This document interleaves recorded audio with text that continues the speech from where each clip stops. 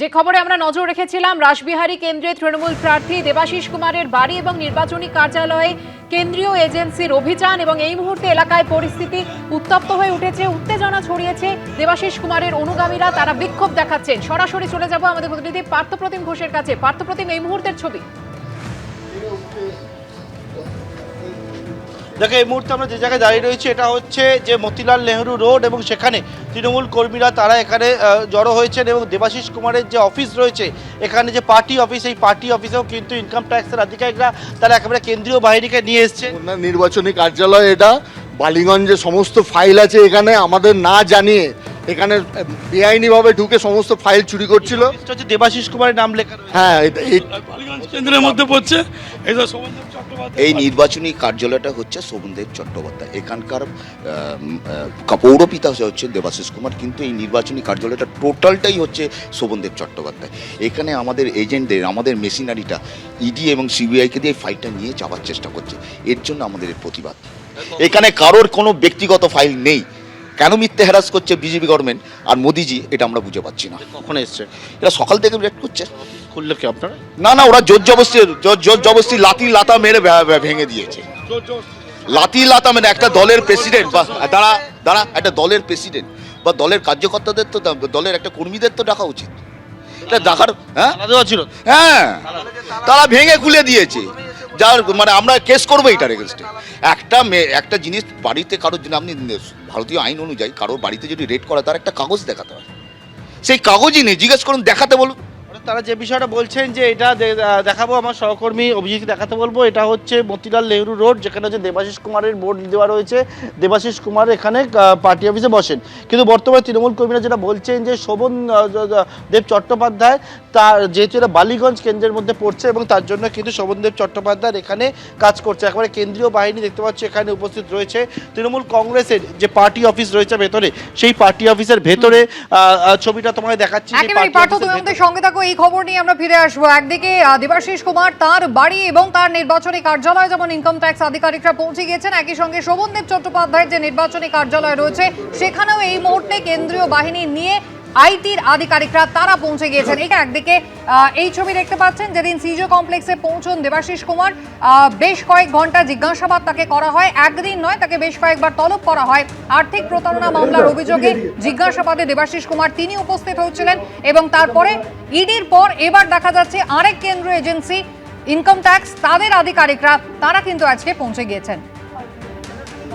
পার্থপ্রতিম ঘোষ আমাদের প্রতিনিধি আমাদের সঙ্গে রয়েছেন এই মুহূর্তে সরাসরি। পার্থ, আর মাত্র হাতে গোনা কয়েকটা দিন, 29 তারিখ রয়েছে নির্বাচন, আর তার আগে দেবাশিস কুমার, যিনি রাসবিহারী বিধানসভা কেন্দ্রের তৃণমূল কংগ্রেস প্রার্থী, আগে ইডি এবং তারপরে এবার ইনকাম ট্যাক্স আয়কর বিভাগ, তারা পৌঁছে গিয়েছে সরাসরি তার কাজের জায়গায় এবং তার বাড়িতে।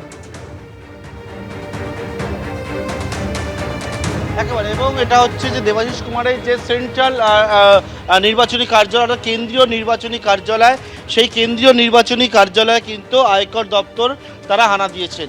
তারা এই মুহূর্তে তল্লাশি অভিযান সেটা কিন্তু করছেন। অর্থাৎ আয়ের সঙ্গে যে বিষয় সামঞ্জস্য, এবং সেই বিষয়টা দেখার জন্য কিন্তু ইনকাম ট্যাক্সের আধিকারিকরা তারা এসে পৌঁছেছেন।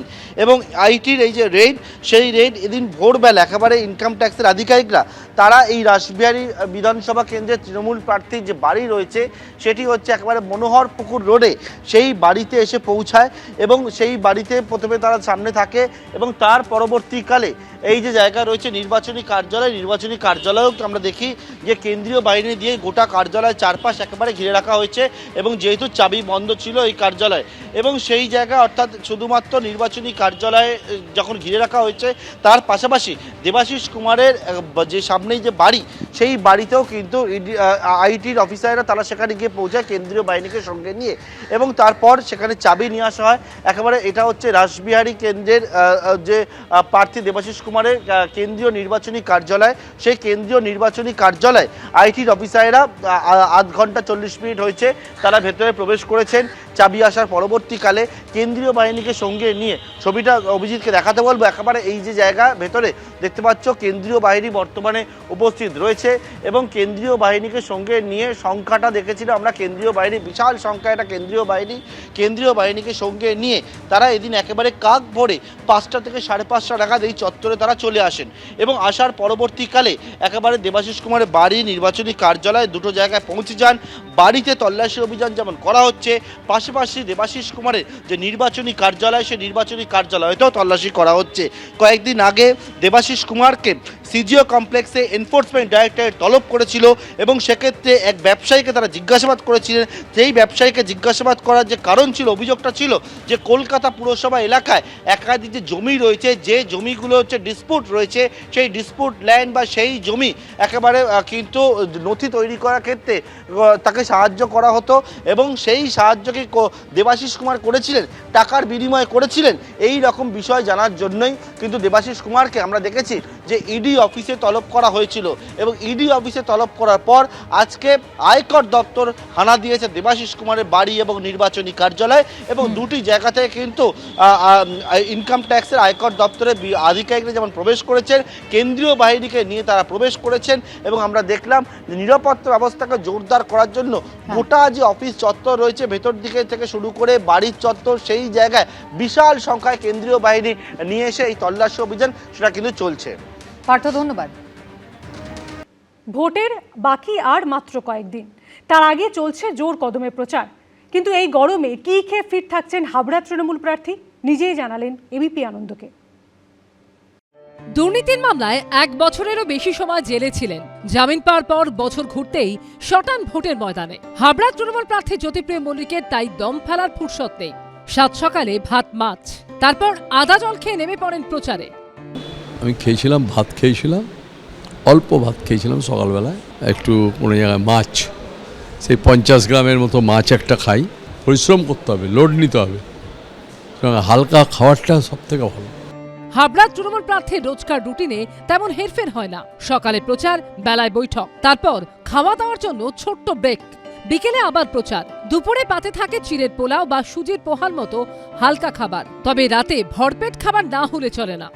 ডিনারে জ্যোতিপ্রিয় মল্লিকের পছন্দ ভাত অথবা রুটি, সঙ্গে থাকে ডাল, সবজি, মাছ। পুষ্টিবিদরা বলছেন ভাতে থাকে ক্যালোরি, শরীরে প্রোটিনের যোগান দেয় ডাল, ডালে থাকে আয়রন এবং প্রচুর ফাইবার, শাকসবজিতে থাকে ভিটামিন, খনিজ পদার্থ ও ফাইবার, মাছে থাকে ভিটামিন এ এবং বিপুল পরিমাণে ক্যালসিয়াম এবং ক্যালোরি। উত্তর 24 পরগনা জেলা রাজনীতির সঙ্গে যুক্ত রয়েছেন, চতুর্থবারের জন্য প্রতিদ্বন্দ্বিতা করছেন। এত পরিশ্রম কেন করতে হবে? আপনি তো অনায়াসে জিতে যাবেন। না, জিতবো তো নিশ্চয়ই, কিন্তু পরিশ্রমটা করার একটাই কারণ হচ্ছে যে মানুষের কাছে একবার রিচ করা, পৌঁছে যাওয়া। আমার মানুষের কাছে যোগাযোগ প্রচণ্ড আমার হাবড়াতে, কারণ আমি হাবড়ায় সপ্তাহে 5 দিন এসে হাবড়ায় আসি, সপ্তাহে 5 দিন আসি। শনিবার রোববার তো আমাকে পাবেনই, এর মধ্যে আবার 3 দিন এক্সট্রা পাবেন আমাকে। কিন্তু আমার সবথেকে ব্যাপার যে যাদের সাথে যোগাযোগ তো আমার প্রতিদিন, আমি চায়ের দোকানে যেয়ে বসি, আমি মুদিখানা দোকানে বসি, না আমার কোনো চাপ নেই।